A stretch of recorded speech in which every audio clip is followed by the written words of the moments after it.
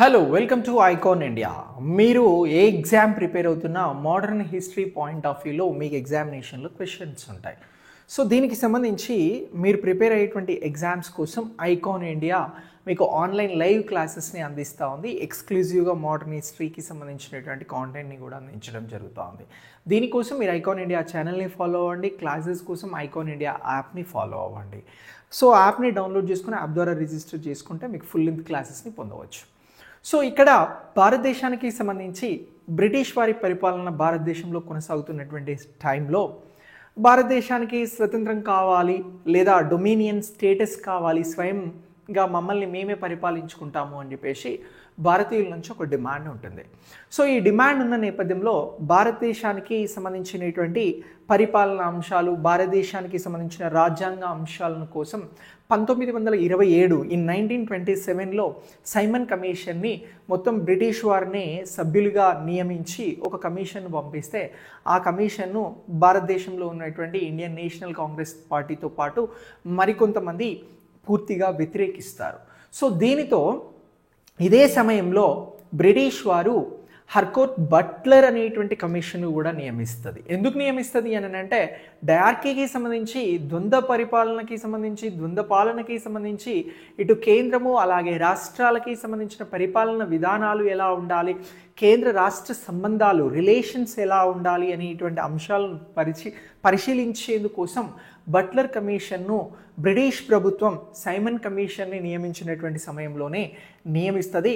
So ఇలా Buttler commission అనేది ఇండియాకి వచ్చి కేంద్ర రాష్ట్ర ప్రభుత్వాలకి సంబంధించినటువంటి అంశాలపైన స్టడీ చేసి బ్రిటిష్ ప్రభుత్వానికి ఇక్కడ రిపోర్ట్ని సబ్మిట్ చేయడం జరుగుతుంది. సో ఇదే సమయంలో భారతీయులకి సంబంధించినటువంటి ఎవరు అని అంటే బల్వంత్ రాయ్ మెహతా, అలాగే మనీలాల్ కొఠారి, అతనితో పాటు అభ్యంకర్, వీరందరూ కలిసి ఆల్ ఇండియా స్టేట్స్ పీపుల్స్కి సంబంధించినటువంటి ఒక కాన్ఫరెన్స్ని ఏర్పాటు చేస్తారు. ఈ all India states people's conference ఏదైతే ఉందో ఇది ఏర్పాటు చేసింది ఎవరు చెప్పండి అని చెప్పేసి మనకి ఎగ్జామినేషన్లో క్వశ్చన్ వస్తుంది. అలా క్వశ్చన్ వస్తే మనం బల్వంత్ రాయ్ మెహతా, మనీలాల్ కొఠారి, అభ్యంకర్ గురించి గుర్తుంచుకోవాలి. వీరేమంటారు, భారతదేశంలో ప్రిన్స్లీ స్టేట్స్ ఉన్నాయి. సో ఈ స్టేట్స్కి సంబంధించి ఈ సంస్థానాలకి సంబంధించినటువంటి పరిపాలన అనేది రాజులు లేదా రాణులు కొనసాగిస్తూ ఉన్నారు. సో ఇక్కడ ప్రజలకి అంటే పౌరులకి రైట్స్ ఉండాలి, హక్కులు ఉండాలి అని చెప్పేసి సివిలియన్ రైట్స్ గురించి మాట్లాడతారు. అలాగే వీటితో పాటు భారతదేశంలో ఎవరైతే ప్రజాప్రతినిధులుగా ఎన్నిక కాబడతారో వారికి సంబంధించి బాధ్యతాయుత ప్రభుత్వాన్ని ఏర్పాటు చేయడంలో సంస్థానాలకి సంబంధించినటువంటి అంశాలను పరిశీలించాలి అని చెప్పేసి ఈ all India states people's conference అనేది వర్క్ చేస్తూ ఉంటుంది. ఇది వర్క్ చేస్తున్నటువంటి క్రమంలో ఏదైతే కాంగ్రెస్, ఇండియన్ నేషనల్ కాంగ్రెస్ ఉందో వారి నుంచి మద్దతు వస్తుంది అని అనుకుంటారు. కానీ మొదట్లో మద్దతు లభించదు. 1939 తర్వాత జవహర్లాల్ నెహ్రూ గారి దగ్గర నుంచి ఈ ఆల్ ఇండియా స్టేట్స్ పీపుల్స్ కాన్ఫరెన్స్కి మద్దతు అనేది లభిస్తుంది అనేటువంటి అంశాన్ని మనం ఇక్కడ గుర్తించాల్సి ఉంటుంది. అయితే ఇదే క్రమంలో ఏం జరుగుతుంది అని అంటే ఈ బర్కెన్ హెడ్ అని చెప్పేసి భారత రాజ్య కార్యదర్శి ఒకతను ఉంటాడు. ఈయన ఒకరోజు భారతీయుల్ని అవమానిస్తూ మీరు ఒక రాజ్యాంగాన్ని, మీకు కావాల్సినటువంటి రాజ్యాంగాన్ని రూపొందించుకోలేరు, మీకు రాజ్యాంగాన్ని రూపొందించుకునేటువంటి క్యాపబిలిటీస్ లేవు అని చెప్పేసి అవమానపరుస్తాడు. ఇలా అవమానపరిస్తే భారతదేశంలో జాతీయోద్యమంలో కీలకంగా వ్యవహరిస్తున్నటువంటి అన్ని పార్టీలకి సంబంధించినటువంటి భారతీయులు హట్ అయిపోయి ఒక సమావేశాన్ని ఏర్పాటు చేసుకుంటారు. ఈ సమావేశాన్ని ఎవరు లీడ్ చేస్తారు అని అంటే అన్సారీ గారి అధ్యక్షతన ఈ సమావేశం అనేది జరుగుతుంది.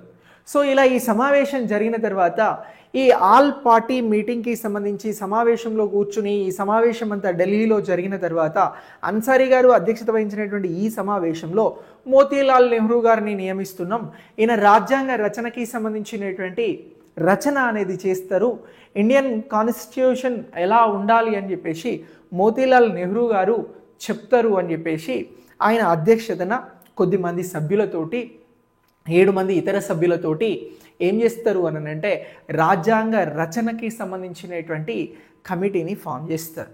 సో ఇలా కమిటీని ఫామ్ చేస్తే ఈ రాజ్యాంగ రచనకి సంబంధించినటువంటి దానిలో మోతీలాల్ నెహ్రూ గారు కష్టపడుతున్నారు అని చెప్పేసి ఇతనికి తేజ్ బహదూర్ సఫ్రూ గారు సహకరించి రాజ్యాంగానికి సంబంధించి ఏ అంశాలు ఉంటవి అనేటువంటి అంశాలను నెహ్రూ రిపోర్ట్గా 1928లో ప్రకటిస్తారు.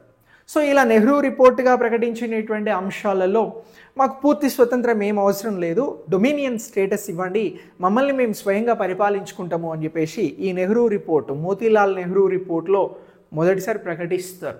అలాగే ఒక బలమైన సమైక్య అనేది ఉండాలి. దీంతోపాటు ఇతర అంశాలను కూడా మాట్లాడుతూ ఈ నెహ్రూ రిపోర్ట్లు ఏమంటారు అని అంటే ముస్లింలకి ప్రత్యేక నియోజకవర్గాల అవసరం లేదు, ప్రత్యేక ప్రాతినిధ్యం అవసరం లేదు అని చెప్పేసి ఆ నియోజకవర్గాల అంశాన్ని ఈ రిపోర్ట్లో చెప్తాడు. సో దీంతో ముస్లింలు హట్ అయిపోయి ఈ ముస్లింలు 1929 మార్చి 28న ఒక సమావేశం పెట్టుకున్నటువంటి సందర్భంగా జిన్నా 14 పాయింట్స్ ఫార్ములాను తీసుకొచ్చి ఒక బలమైనటువంటి సమైక్యనే కాదు, ఈ బలమైన సమైక్యలో రాష్ట్రాలకి పూర్తి ప్రాతినిధ్యం అంటే పూర్తిగా హక్కులను కల్పించాలి అనేటువంటి అంశాలను చెప్తూ ముస్లింలకి అన్ని రంగాల్లో అన్ని సంస్థలలో పొలిటికల్గా ఎక్కువ ప్రాధాన్యతనివ్వాలి అని చెప్పేసి జిన్నా 14 పాయింట్స్ని ప్రకటిస్తాడు. ఈ జిన్నా ప్రకటించినటువంటి 14 పాయింట్స్ని ఈ జవహర్లాల్ నెహ్రూ ఏమంటారు అని అంటే ఈ జిన్నాస్ రెడిక్యులస్ 14 పాయింట్స్ అని చెప్పేసి ఒక కమెంట్ చేస్తాడు. అంతకంటే ముందు మోతీలాల్ నెహ్రూ గారు ఇచ్చినటువంటి రిపోర్ట్ని ఇటు వాళ్ళ కొడుకైనటువంటి జవహర్లాల్ నెహ్రూ, అలాగే అతనితో పాటు సుభాష్ చంద్రబోసు, సి రాజగోపాల్చారి ఇలాంటి వారు, శ్రీనివాస అయ్యర్ గారు వీరంతా కూడా వ్యతిరేకిస్తారు. అటు నెహ్రూ రిపోర్ట్, మోతీలాల్ నెహ్రూ రిపోర్ట్ వ్యతిరేకించబడుతుంది, అలాగే జిన్నాకి సంబంధించినటువంటి రిపోర్ట్ అనేది కూడా వ్యతిరేకించబడుతుంది. 14 పాయింట్స్ వ్యతిరేకించబడతాయి. ఇలా వ్యతిరేకించబడిన తర్వాత ఒక ప్రకటన వస్తుంది.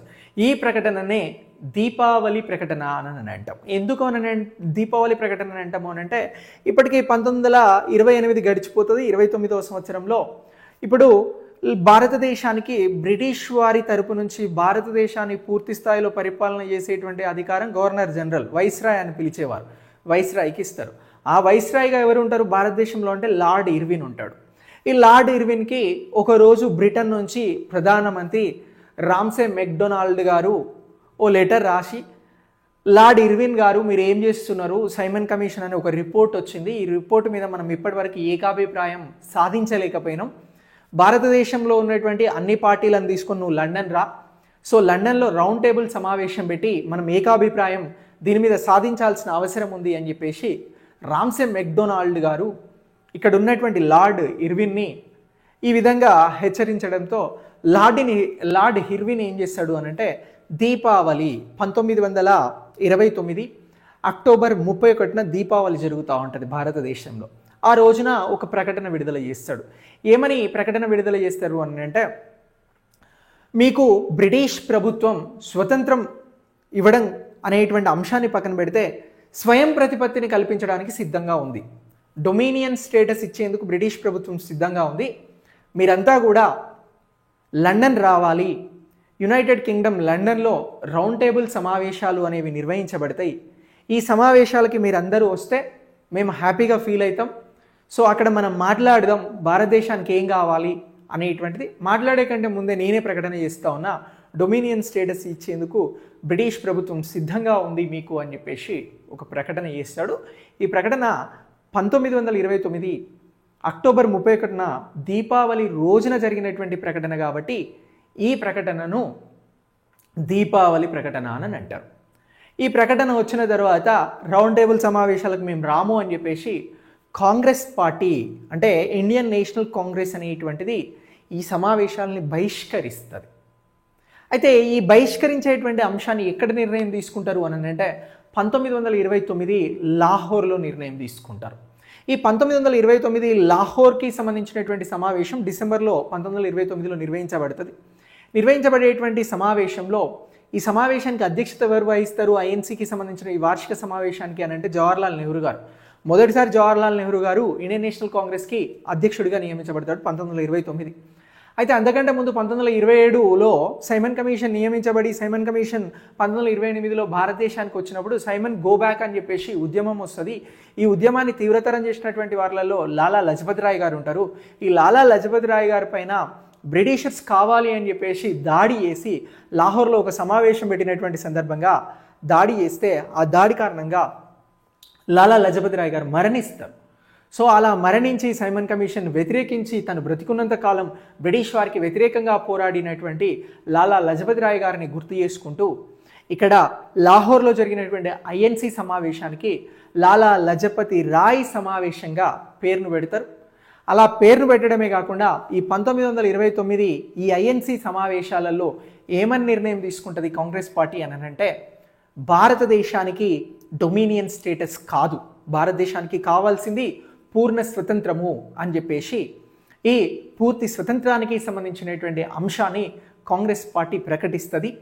ఇలా ప్రకటించినటువంటి పూర్ణ స్వతంత్రానికి మద్దతిస్తున్నాను అని చెప్పేసి గాంధీ గారు కూడా ప్రకటిస్తారు. ఇదే సందర్భంగా శాసనోల్లంఘన ఉద్యమాన్ని కూడా గాంధీ గారి నాయకత్వంలో నిర్ణయించేందుకు కాంగ్రెస్ సిద్ధమవుతుంది.